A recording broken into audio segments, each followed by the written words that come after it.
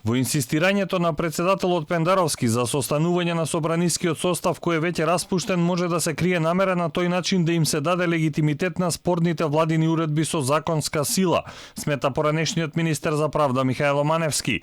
Доколку тоа се случи, дури и по барање на 20 пратеници, опција која шефот на државата ја навести по последната седница на Советот за безбедност. Според Маневски, одговорноста за лошите политики во делот на здравството и економијата, владата ќе ја подели со парламентот.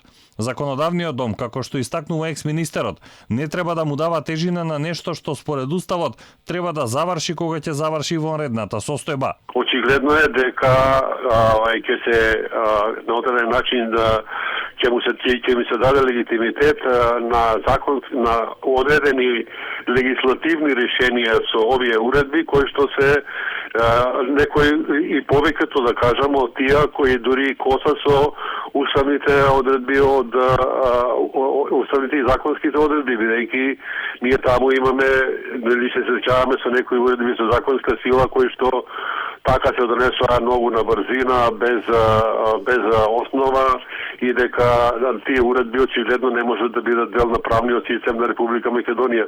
Маневски не се согласува и со потегот на Пендаровски околу прогласувањето на новата вонредна состојба.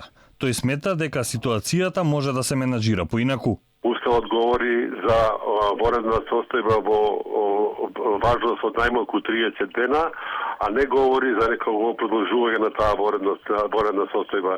Значи, очигледно е дека во овој временски период требаше да се изнаоѓаат други мерки кои што ги содржат и уставните овластувања и законите во ова кризна состојба, во оваа состојба на епидемија и секако дека државата на овој начин требаше да биде организирана за поуспешна и поефикасна борба за спречување на ова тешка епидемија со која што е нападната државата. Мандатот на актуелните пратеници се уште е активен. Новите парламентарци ќе бидат избрани на изборите кои според најоптимистичките варијанти би се одржале во јуни или јули.